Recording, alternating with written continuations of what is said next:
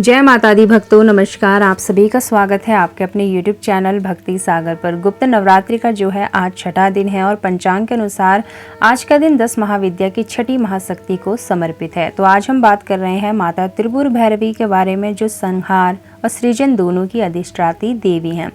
अब बात करते हैं कि आखिर क्यों हुआ था माता का पावन जन्म।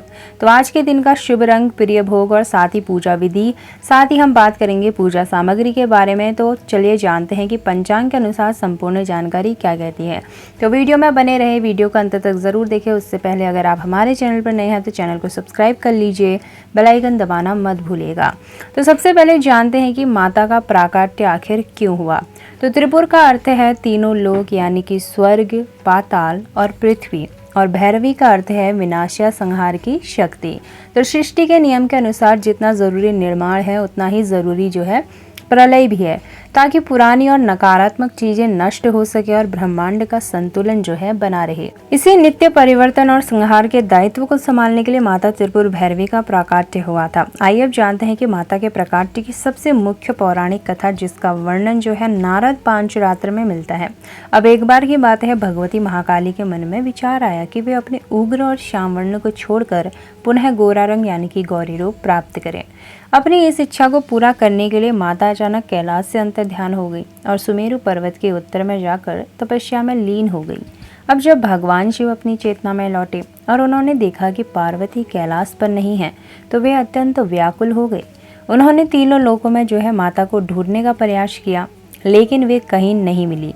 तब महादेव ने देवर्षि नारद का आवाहन किया और उनसे माता पार्वती के विषय में पूछा। अब नारद जी ने अपने दिव्य चक्षुओं से देखा और शिव जी को बताया कि माता जो है सुमेरु पर्वत पर घोर तपस्या कर रही हैं। तो महादेव के आदेश पर नारद जी माता के पास दूत बनकर गए और वहां पहुंचकर नारद जी ने माता के सामने शिव जी की व्याकुलता की बात रखी और परिहास में विवाह का एक नया प्रस्ताव भी रख दिया। तो विवाह की बात सुनते ही शिव जी ने उनसे अपनी दूरी बना ली और दूरी के कारण जो है माता पार्वती अत्यंत क्रोधित हो उठी। उनसे उस प्रचंड क्रोध और शरीर के तेज से एक भयानक जो है उग्र और तेजस्वी साया प्रकट हुआ, और वही उग्र साया कोई और नहीं बल्कि साक्षात माता त्रिपुर भैरवी थी। तो माता काली के इसी छाया विग्रह से त्रिपुर भैरवी का जन्म हुआ, जिन्होंने शिव जी की व्याकुलता को दूर किया और सृष्टि के संहार चक्र को संभाला। अब इसके अलावा पुराणों में दो और महत्वपूर्ण प्रसंग भी मिलते हैं। तो पहला प्रसंग जो आता है प्रजापति दक्ष के यज्ञ का है। जब सती ने पिता के घर भगवान शिव का अपमान होते देखा तो उन्होंने अपने भीतर की 10 महाविद्या शक्तियों को प्रकट किया था। उन्हीं में से एक उग्र रूप माता त्रिपुर भैरवी का था। अब दूसरा प्रसंग कहाँ आता है, तो तारकासुर वध से जुड़ा है। जब तारकासुर का अत्याचार चरम पर था, तब देवताओं को पता चला कि केवल शिव शक्ति के पुत्र कार्तिकेय ही उसका वध कर सकते हैं, लेकिन उस समय भगवान शिव गहरी समाधि में थे। तो शिव जी की समाधि को भंग करने और उनके भीतर की रुद्र ऊर्जा को जगाने और ब्रह्मांड में जो है नई चेतना फूंकने के लिए भी इस महाशक्ति यानी कि त्रिपुर भैरवी का आवाहन किया गया था। अब सवाल उठता है कि एक आम साधक या गृहस्थ को माता त्रिपुर भैरवी की पूजा क्यों करनी चाहिए, तो इसका क्या महत्व है। तो भैरवी का एक अर्थ यह भी है भय हरति इति भैरवी, अर्थात जो अपने भक्तों के जीवन से हर प्रकार के भय को हर लेती हैं।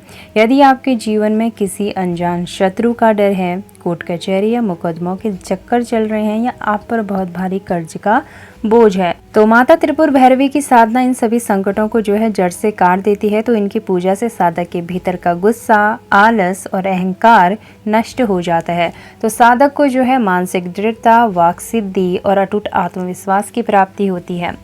तो भक्तों चलिए अब जानते हैं आवश्यक पूजा सामग्री के बारे में। तो आप जो है पूजा सामग्री को नोट कर सकते हैं, जिसको आप जो है पहले से तैयार रख लें। तो माता त्रिपुर भैरवी का चित्र या यंत्र आपको रख लेना है, साथ ही लकड़ी की एक चौकी और उस पर बिछाने के लिए लाल रंग का कपड़ा, साथ ही गंगा जल, लाल चंदन, कुमकुम और सिंदूर रख लें। साथ ही अक्षत रख ले, बिना टूटे हुए चावल होने चाहिए। लाल रंग के ताजे फूल, गुड़हल या गुलाब के फूल आप रख लें। साथ ही शुद्ध घी का दीपक, धूप और कपूर, और भोग के लिए शुद्ध गुड़, खीर या हलवा। और उपाय के लिए जो है एक हरी इलायची और 5 मिश्री के दाने रख लें। तो अब जानते हैं कि शास्त्रों के अनुसार पूजा की सबसे सही और आसान विधि के बारे में। तो सबसे पहले जो है आज के दिन सुबह जल्दी उठकर स्नान कर लें और माता के प्रिय लाल रंग के वस्त्र जो हैं धारण कर लें। पूर्व दिशा की ओर मुख करके आसन पर बैठें। चौकी पर लाल कपड़ा बिछाकर माता की तस्वीर या यंत्र स्थापित करें।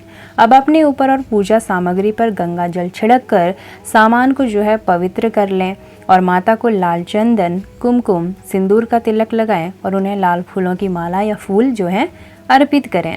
साथ ही शुद्ध घी का दीपक और धूप जलाएं। हाथ में थोड़ा सा जल और अक्षत लेकर अपना नाम, गोत्र बोलकर अपनी मनोकामना का जो है संकल्प लें। अब रुद्राक्ष या कमल गट्टी की माला से माता के इस परम शक्तिशाली बीज मंत्र का कम से कम 108 बार जाप करें। ओम ह्रीं भैरवी क्लो ह्रीं स्वाहा।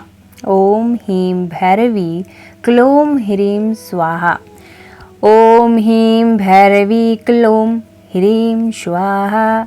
तो जाप के बाद जो है कपूर जलाकर माता की आरती करें और पूजा में हुई किसी भी अनजानी भूल के लिए माता से क्षमा याचना करें। तो भक्तों, आपको इस बात का ध्यान रखना है, जब भी आप पूजा की शुरुआत करते हैं तो सबसे पहले आपको जो है प्रथम पूज्य श्री गणेश जी का ध्यान करना है, साथ ही भगवान शिव का भी ध्यान करना है। उसके बाद ही माता की आराधना अर्चना पाठ पूजा करनी है। तो जैसा कि मैंने पहले बताया कि माता त्रिपुर भैरवी को लाल रंग बेहद प्रिय है, इसलिए आज के दिन लाल रंग के कपड़े पहनना जो है सर्वोत्तम माना जाता है। तो भक्तों, अगर भोग की बात करें तो माता को जो है गुड़ और घी का भोग सबसे ज़्यादा पसंद है। तो इसके अलावा आप माता रानी को जो है शुद्ध दूध से बनी खीर, शहद या लाल रंग के पेड़े भी अर्पित कर सकते हैं। अब ऐसा करने से जो है माता का उग्र स्वभाव शांत होता है और वे भक्त पर अपनी कृपा बरसाती हैं। तो भक्तों, वीडियो के अंत में जो है आपके लिए एक बेहद शक्तिशाली और गुप्त उपाय है। तो आज रात की पूजा के दौरान जो हरी इलायची और 5 मिश्री के दाने जो हैं आपने माता के चरणों में रखे थे, पूजा संपन्न होने के बाद उन्हें उठा लें। तो उन्हें एक छोटे से साफ लाल कपड़े में बांध कर एक पोटली बना लें और इस पोटली को जो है आप अपनी तिजोरी, लॉकर या उस स्थान पर रख दें जहाँ आप अपना धन रखते हैं। तो यह उपाय जो है आपके घर के नकारात्मक ऊर्जा को सोख लेता है और धन के आगमन के नए रास्ते जो हैं खुलते हैं। तो भक्तों, यह थी आज के इस पावन दिन पर जो है पूरे विश्वास के साथ माता त्रिपुर भैरवी की आराधना करें। और ये थी त्रिपुर भैरवी की संपूर्ण जानकारी। तो जो है पूरी श्रद्धा के साथ जय माता दी लिखना न भूलें। अगर आपको यह वीडियो अच्छी लगी हो तो वीडियो को लाइक करें, शेयर करें। चैनल पर नए हैं तो सब्सक्राइब करना ना भूलें आगे की और महाशक्तियों के बारे में जानने के लिए, और इसे अपने परिवार के साथ भी ज़रूर शेयर करें। तो कल मिलेंगे गुप्त नवरात्रि के जो है 7वें दिन की महाशक्ति की कथा के साथ और संपूर्ण जानकारी के साथ। तब तक के लिए जो है आप सभी का माता रानी कल्याण करें, आप सभी के दुख को हल ले। जय माता दी, जय माता त्रिपुर भैरवी।